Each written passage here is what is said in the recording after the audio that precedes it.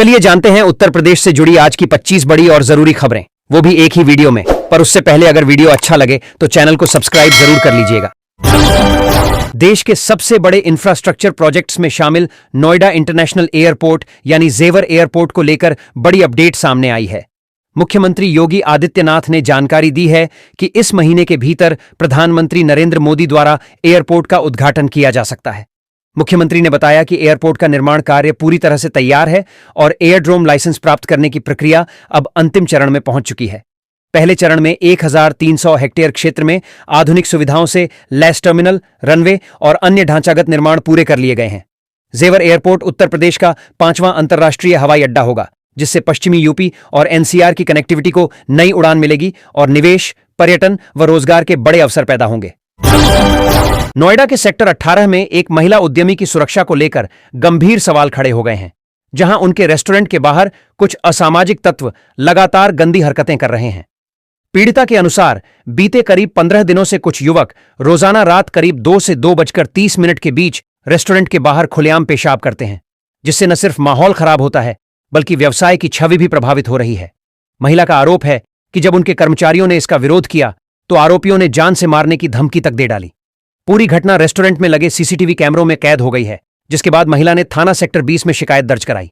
Police का कहना है कि फुटेज के आधार पर आरोपियों की पहचान की जा रही है और जल्द ही उनके खिलाफ सख्त कार्रवाई की जाएगी। बस्ती में सामने आई अजफरुल हक उर्फ प्रिंस की कहानी ने पूरे इलाके को झकझोर कर रख दिया है, जहां हाथ में कलावा बांधकर खुद को हिंदू बताने वाला यह युवक कथित तौर पर 100 से ज्यादा लड़कियों को प्रेमजाल में फंसाता रहा। पुलिस जांच में खुलासा हुआ है कि अजफरुल हक अपनी पहचान छिपाकर लड़कियों से नजदीकियां बढ़ाता, शादी का झांसा देता और फिर उनके साथ शारीरिक संबंध बनाता था। आरोप है कि वह संबंधों के दौरान अश्लील वीडियो भी रिकॉर्ड करता और बाद में उन्हें वायरल करने की धमकी देकर ब्लैकमेल करता था। इस पूरे नेटवर्क में उसके साथ कई अन्य लोग भी शामिल थे। पुलिस ने कार्रवाई करते हुए मुख्य आरोपी समेत कुल 8 लोगों को गिरफ्तार कर जेल भेज दिया है। अधिकारियों का कहना है कि यह मामला केवल कुछ पीड़िताओं तक सीमित नहीं हो सकता, इसलिए गिरोह के नेटवर्क और संभावित अन्य मामलों की गहराई से जांच की जा रही है।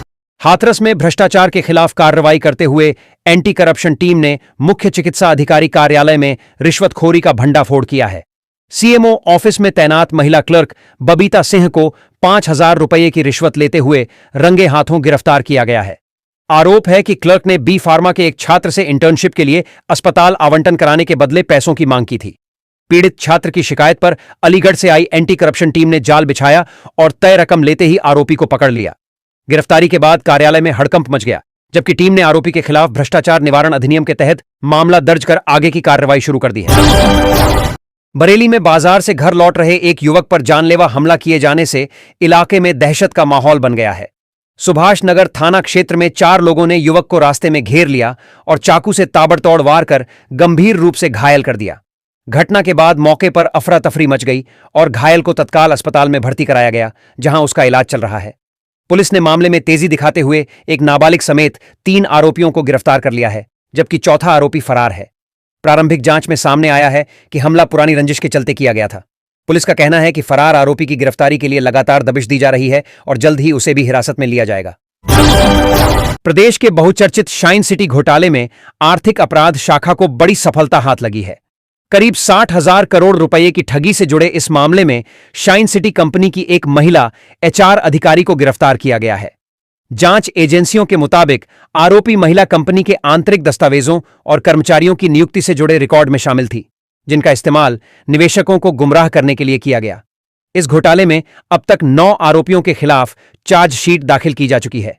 वहीं मामले का मुख्य आरोपी राशिद नसीम फिलहाल दुबई में फरार है, जिसकी संपत्तियों को प्रवर्तन निदेशालय द्वारा जब्त किए जाने की कार्रवाई लगातार जारी है। ईओडब्ल्यू का कहना है कि अन्य संदिग्धों की भूमिका की भी गहन जांच की जा रही है। यूपी बोर्ड परीक्षा 2026 को नकल मुक्त बनाने के लिए माध्यमिक शिक्षा परिषद ने सख्त कदम उठाते हुए प्रदेश के 18 जिलों को अति संवेदनशील घोषित किया है। बोर्ड के अनुसार इन जिलों में पूर्व में नकल और गड़बड़ियों की शिकायतें सामने आती रही हैं, इसलिए इस बार खास निगरानी रखी जाएगी। आगरा, प्रयागराज और मथुरा जैसे जिलों को विशेष श्रेणी में रखा गया है। बोर्ड सचिव भगवती सिंह ने जानकारी दी कि हाई स्कूल और इंटरमीडिएट की परीक्षाएं 18 फरवरी 2026 से शुरू होकर 12 मार्च 2026 तक चलेंगी। नकल माफियाओं पर शिकंजा कसने के लिए शासन स्तर से सीधी मॉनिटरिंग की जाएगी। फ्लाइंग स्क्वाड सक्रिय रहेंगे और किसी भी तरह की गड़बड़ी पाए जाने पर केंद्र व्यवस्थापक से लेकर दोषी छात्रों तक पर कठोर कार्रवाई की जाएगी। मुरादाबाद में सरकारी स्कूलों की बदहाली एक बार फिर आंकड़ों के जरिए सामने आई है, जहां स्कूल चलो अभियान के तमाम दावों के बावजूद पिछले 4 वर्षों में करीब 68,000 छात्रों की संख्या घट गई है। शिक्षा विभाग के आंकड़े बताते हैं कि बड़ी संख्या में अभिभावक अपने बच्चों को सरकारी स्कूलों से हटाकर निजी स्कूलों में दाखिला दिला रहे हैं। शिक्षक संगठनों का आरोप है कि इसका सबसे बड़ा कारण शिक्षकों को पढ़ाने के बजाय अन्य सरकारी कार्यों में लगातार लगाए जाना है, जिससे कक्षाओं की गुणवत्ता प्रभावित हो रही है। इसके साथ ही प्रवेश की आयु सीमा में बदलाव, कई स्कूलों में पर्याप्त कमरों की कमी और विषयवार शिक्षकों का अभाव भी छात्रों के पलायन की बड़ी वजह बन रहा है। शिक्षकों का कहना है कि यदि जल्द ही शैक्षिक व्यवस्था पर फोकस नहीं किया गया तो सरकारी स्कूलों पर भरोसा और कमजोर हो सकता है। और बागपत के बड़ौत क्षेत्र में एक महिला और उसकी बेटी को धमकाने का मामला सामने आने के बाद हड़कंप मच गया है। पीड़िता ने आरोप लगाया है कि उसके पड़ोसी रामकुमार वर्मा ने पहले उसके साथ अश्लील इशारे किए और जब उसने इसका विरोध किया तो आरोपी अपने बेटों के साथ आ गया। महिला का कहना है कि आरोपियों ने पिस्तौल दिखाकर न सिर्फ डराया बल्कि उसे और उसकी बेटी को जबरन उठाने की धमकी भी दी। इस पूरी घटना का वीडियो सोशल मीडिया पर तेजी से वायरल हो गया, जिसके बाद पुलिस हरकत में आई। वीडियो और महिला की शिकायत के आधार पर पुलिस ने 3 लोगों के खिलाफ गंभीर धाराओं में मुकदमा दर्ज कर लिया है और मामले की जांच शुरू कर दी है। इलाहाबाद हाई कोर्ट ने अदालती आदेशों की अनदेखी को गंभीरता से लेते हुए गाजियाबाद विकास प्राधिकरण के अधिकारियों पर सख्त रुख अपनाया है।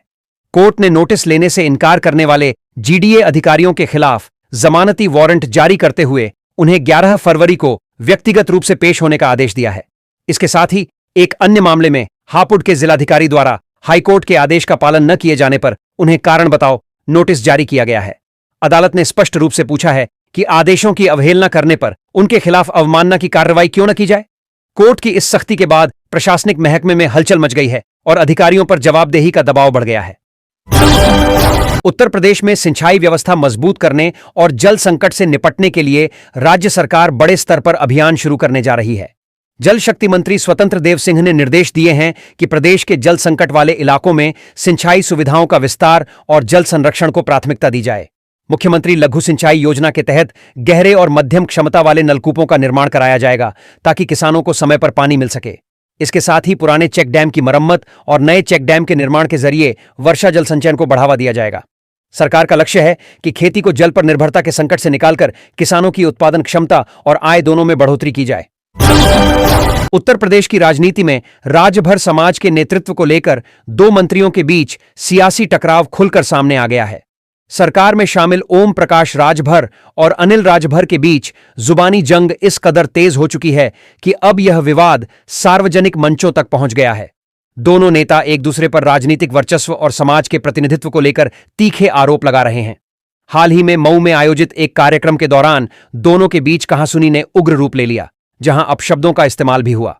इस तकरार ने न सिर्फ राजभर समाज बल्कि प्रदेश की सियासत में भी हलचल बढ़ा दी है और राजनीतिक गलियारों में इसे आने वाले चुनावों से जोड़कर देखा जा रहा है।